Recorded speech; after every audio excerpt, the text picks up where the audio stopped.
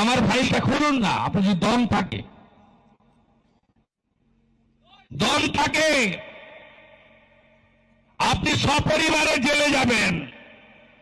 এত চুরি করেছেন আপনি, শুধু ও যাবে না, বঙ্কিম যাবে, তার বউ যাবে,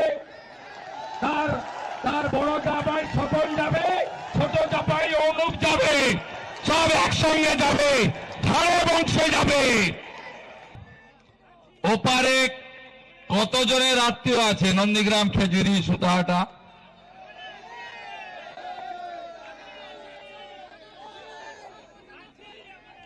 তাই আমি নিজেকে কুটুম বলে মনে করি।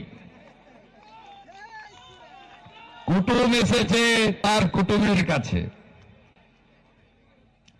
আপনাদের সবাইকে ধন্যবাদ জানাই। নবেন্দু একটু ছুঁয়ে গেছে। গণতন্ত্রের কি ভয়ঙ্কর অবস্থা। আমি ছাত্রাবস্থা থেকে সিপিএম এর সঙ্গে লড়েছি, কিন্তু এত অসভ্য তারা ছিল না। এরা এত ইতর। একটা মিটিং হবে 2 ঘন্টার, কয়েক হাজার লোক আসবে। প্রথম দিন থেকে টুপি পরিয়েছিল আমাদের নেতাদের, বলছে আমরা লিখে দিচ্ছি না, সভাটা করুন। কি করতো জানেন? আগের দিন রাত্রিবেলা বলতো ক্যান্সেল। বিধানসভার বিরোধী দল নেতা লিখে ক্যান্সেল করার পরে কোন সভাতে আসতে পারে বা আসা উচিত। এদেশে আইন তো শেষ কথা বলে, আমরা তো ল অ্যাবাইড পিপল, আইন মানা লোক। এটা করতো।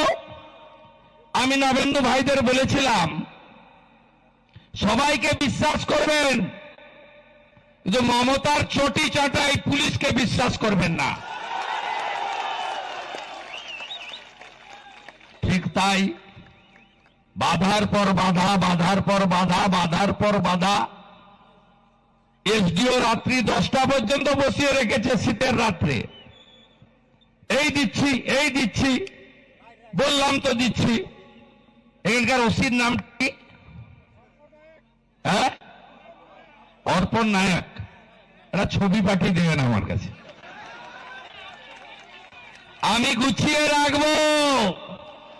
এপ্রিল মাসের পরে এই অর্পণ কোথায় থাকো আমি দেখব। আমি সিপিএম এর সূর্য যেদিন মধ্য গগনে, সেদিন লক্ষণ সেটকে হারানো লোক 211টা সিটে যখন জিতছে, আমি মমতাকে হারানো লোক। আমি নন্দীগ্রাম করা লোক। আমি পুলিশকে ভয় পাই না। যেখানেই থাকুক, এপ্রিল মাসের পরে দেখা হবে। ছবিটা দিয়ে রাখবেন, আমি মোবাইলে হোয়াটসঅ্যাপে স্টোরে রেখে দেব। কে লিখতে বলেছে? কোটেশ্বর, এখানকার এসপি একটা ডাকাত।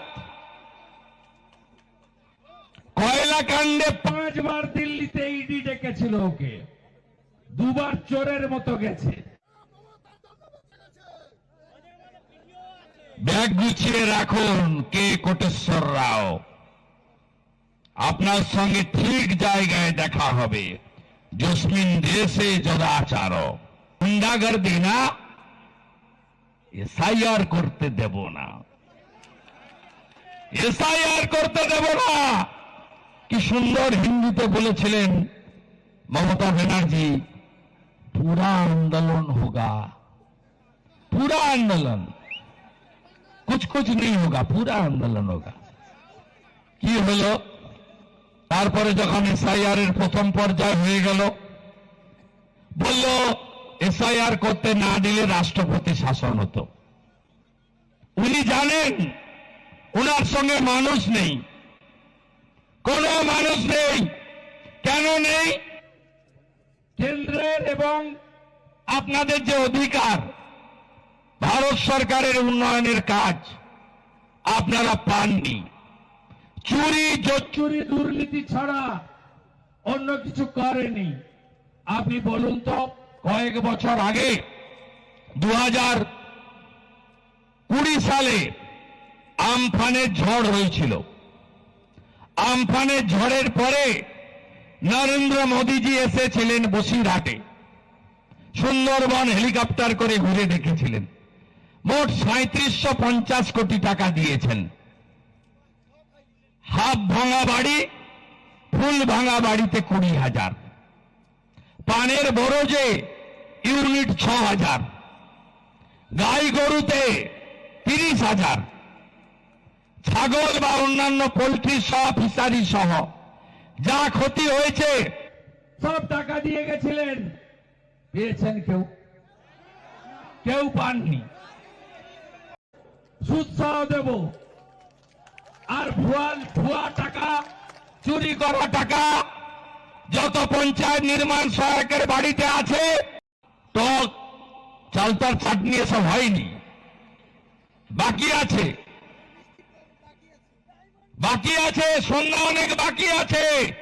14 ফেব্রুয়ারি সন্ধ্যাবেলা বিরোধী দল নেতার কথা স্মরণ করবেন। যাহা বলিয়াছি ভাবিয়া বলিয়াছি, আর যাহা বলিয়াছি তাহাই হইবে। আমার অভিজ্ঞতার ভিত্তিতে আমি বলেছি। আমি বলছি 58 লক্ষ বাদ যাওয়ার পরে তৃণমূলের সঙ্গে বিজেপির কোনো গ্যাপ নেই। এরপরে তো আরো বোনাস পাবেন আপনারা। মৃত out, double triple entry out. মৃত মানে ভূত। দ্বিজেন মুখোপাধ্যায় উপর থেকে নেমে ভোট দিয়ে চলে যাবে। সবাই ভোট দিয়ে যাচ্ছে। বাবা, জ্যাঠা, খুড়া 20 বছর আগে মরে গেছে, কিন্তু সে ভোট দিয়ে যাচ্ছে। আপনারা মোবাইলে দেখেন না, পুরুলিয়ার একটা ছেলের রিল দেখেন না, বলছে আমার ঠাকুমা তো ঠাকুমা নামটা দেখুন তো ভোট দিয়ে গেছে কিনা। প্রিজাইডিং অফিসার বলছে, পোলিং অফিসার বলছে, হ্যাঁ তোমার ঠাকুমা তো সকালবেলা এসে ভোট দিয়ে গেছে 8টার সময়। বলছে একটু আগে এলে আমার সঙ্গে দেখা হতো। তো পোলিং অফিসার বলছে, কেন ঠাকুমাকে তুমি ঘরে দেখতে পাও না? বলছে না 15 বছর আগে তো মারা গেছে। ভোটের দিনটা শুধু আসে। তাই তৃণমূলের ভীষণ কষ্ট। পিসি লাফাচ্ছে, পিসি চিৎকার করছে, ঘন ঘন গণেশ কুমারের বাপ তুলছে, অমিত শাহজিকে আক্রমণ করছে, মনোজ আগরওয়ালকে বারে বারে বলছে দুর্নীতিগ্রস্ত ফাইল খুলব। কবে খুলবেন? আমি তো 6 বছর আপনাকে বুড়ো আঙুল দেখিয়ে দিয়েছি। আমার ফাইলটা খুলুন না। আপনার যদি দম থাকে, আপনি সপরিবারে জেলে যাবেন। এত চুরি করেছেন আপনি। শুধু ও যাবে না, বঙ্কিম যাবে, তার বউ যাবে, তার বড় জামাই স্বপন যাবে, ছোট জাপাই অনুপ যাবে, সব একসঙ্গে যাবে, ধারে বংশে যাবে। চোরদের তাড়াবেন তো?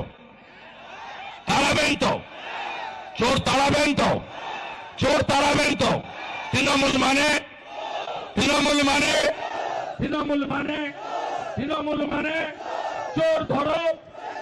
চোর ধরো। আগামী বিধানসভার ভোটে চোরদেরকে গেঁড়ু তুলতে হবে। গেঁড়ু মানে বুঝেন তো? গায়ের লোক তো।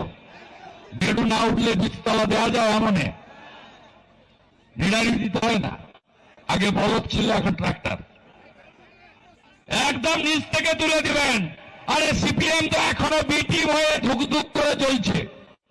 তৃণমূলের পয়সায় পথসভা করে গেছে কদিন আগে শ্রমিক লাহিড়ী, 30টা লোক হয়েছে। ও শুধু হিন্দু ভোট কাটার জন্য। খুব সাবধান। সেকুলারের কথা বলে, আরে আসছি, তারা আছে নাকি বাড়িতে যাওয়ার? দীপু দাস তো বলতেই হবে। এখানে আসার সময় দীপু দাসের বাবার সঙ্গে ভিডিও কলে কথা বলতে এসেছি ময়মনসিংহ। বলেছে আপনি একটা নাম্বার দিন, অ্যাকাউন্ট নাম্বার। বাংলাদেশ থেকে মুসলমানরা বাবরি মসজিদের জন্য টাকা দিতে পারলে ভারতের হিন্দুরাও দীপু দাসের বাবাকে ভাইকে টাকা দিতে পারবে।